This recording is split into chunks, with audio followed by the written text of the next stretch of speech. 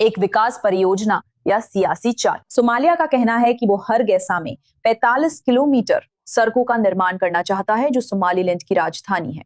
Somaliland एक ऐसा क्षेत्र है जो 3 दशकों से ज्यादा समय से अपना शासन खुद चला रहा है, लेकिन मोगादिशु अभी भी इसे अपना ही हिस्सा मानता है। सोमालीलैंड चाहती है कि ये निवेश वर्ल्ड बैंक के एक बड़े कार्यक्रम के तहत फंड किया जाए, लेकिन इस परियोजना को एक संघीय पहल के रूप में पेश करके सोमालिया सोमालीलैंड पर अपना दावा मजबूत कर रहा है और उसकी स्वतंत्रता की कोशिशों को चुनौती दे रहा है। अब इस विवाद को अंतर्राष्ट्रीय स्तर पर और भी अधिक महत्व मिल गया है, क्योंकि इजराइल पहला संयुक्त राष्ट्र सदस्य देश बन गया है जिसने सोमालीलैंड को एक स्वतंत्र देश के रूप में मान्यता दी है।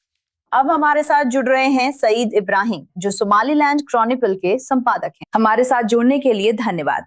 क्या ये संभावित सहयोग की एक सकारात्मक कहानी है, या सोमालिया अंतर्राष्ट्रीय विकास फंडिंग का इस्तेमाल सोमालीलैंड पर अपनी संप्रभुता के दावे को मजबूत करने के लिए कर रहा है? असल में ये दूसरा ही मामला है, और फिर से आपने इसे जिस तरह से पेश किया है वो बहुत ही निष्पक्ष है। ये सोमालिया के लिए सिर्फ एक सियासी चाल है, जिससे वो सोमालीलैंड और सोमालिया के बीच की रेखा को धुंधला करने की कोशिश कर रहा है, और कम से कम दुनिया को ये दिखाने की कोशिश करना कि वो उस क्षेत्र में XYZ कर रहा है जिस पर उसका नियंत्रण नहीं है, और यही असल में जमीनी हकीकत है। लेकिन ये मामला और भी खराब हो जाता है, क्योंकि जाहिर है ये फंडिंग खुद सोमालिया से नहीं आ रही है। सोमालिया कुछ भी वहन नहीं कर सकता, यहां तक कि अपनी राजधानी की सुरक्षा भी नहीं। मुझे लगता है कि ये बात काफी साफ है ना? लेकिन आप जानते हैं ये फंडिंग वर्ल्ड बैंक से आ रही है, और इसलिए वर्ल्ड बैंक सोमालीलैंड को मान्यता नहीं देता। तो फिर से जो तरीका है वो गलत है, जिसमें संघीय सरकार इसे सोमालीलैंड में किए जा रहे अपने प्रोजेक्ट के रूप में पेश करने की कोशिश कर रही है, जो कि पूरी तरह से बकवास है। लेकिन साथ ही असली गलती सोमालीलैंड की भी है, क्योंकि उन्होंने इसे स्वीकार किया। जैसा कि आपने कहा, इसमें दांव बहुत बड़े हैं। यह एक मान्यता प्राप्त देश है, और आप जानते हैं फिर से इन परियोजनाओं को स्वीकार करना एक तरह से इसे बांध देता है। आप जानते हैं, थोड़ा सा ज्यादा सोमालिया से जोड़ देता है, बजाय इसके कि उसे अलग करे और सही दिशा में आगे बढ़े। तो हमें लगता है कि ये वास्तव में कोई सकारात्मक कदम नहीं है। सोमालीलैंड इन परियोजनाओं का खर्च उठा सकता है। आप जानते हैं, मेरा मतलब है $20 मिलियन।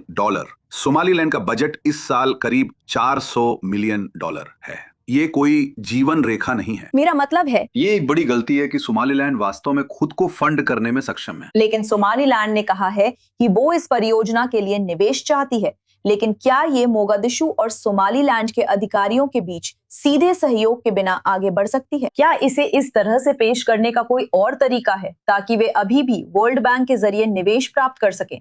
यहाँ विकल्प क्या है? तो यहां कुछ विकल्प हैं। मेरा मतलब है, एक व्यवस्था है, और फिर से ये गलतियां बढ़ती जा रही हैं। सही है ना?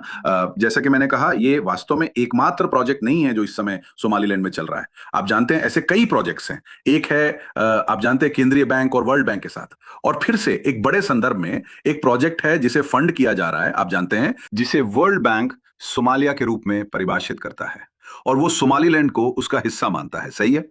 तो आप जानते हैं, फिर से सोमालीलैंड को वाकई में गंभीरता से सोचना होगा। और फिर से ये आप जानते हैं, जैसे जब राष्ट्रपति दुनिया से बात करते हैं और कहते हैं, आप जानते हैं, हमें सहायता नहीं निवेश चाहिए। ये सहायता है, ये निवेश नहीं है।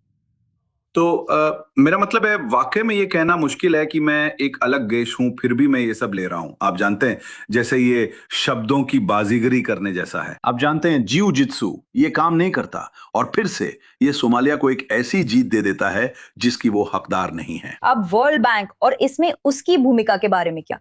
क्या ये सोमालिया के क्षेत्रीय दावे का समर्थन करता हुआ दिखने का जोखिम उठा सकता है? यहाँ तक कि अगर इस परियोजना का उद्देश्य या प्रस्तुति केवल विकास सहायता के रूप में ही क्यों ना हो, अगर ये आगे बढ़ती है। अब आप जानते हैं, फिर से वर्ल्ड बैंक सोमालिया और उसकी क्षेत्रीय अखंडता का समर्थन करता है, अगर आजकल इसका किसी के लिए कोई मतलब है। लेकिन आप जानते हैं, वर्ल्ड बैंक जाहिर है सोमालीलैंड को मान्यता नहीं देता, और ऐसे फंड्स केवल तभी सोमालीलैंड में पहुंच सकते हैं जब वो इसे स्वीकार करे और उसे एक संघीय सदस्य राज्य की तरह माना जाए। ठीक है? अब जैसे शब्दों में थोड़ा फर्क है।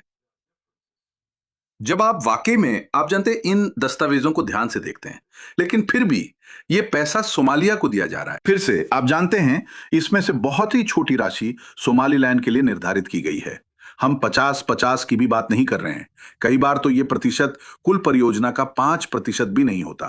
तो फिर से जब आप इसकी तुलना सोमालीलैंड के राष्ट्रीय बजट से करते हैं, जो कि आप जानते हैं 2026 के लिए 420 मिलियन से भी ज्यादा है, मुझे लगता है कि वो असल में 20 मिलियन डॉलर की सड़क का खर्च उठा सकता है ना? और अगर कोई कुछ और कहता है तो या तो उसे गणित नहीं आती, या मुझे लगता है कि इसमें एक तरह की लत है मदद लेने की। और आप जानते हैं अब वक्त आ गया है कि हम वैसे ही व्यवहार करें। हमें और ज्यादा निवेश को प्रोत्साहित करना चाहिए। दिलचस्प है। हमें देखना होगा कि ये प्रोजेक्ट आगे बढ़ता है या नहीं और कैसे बढ़ता है।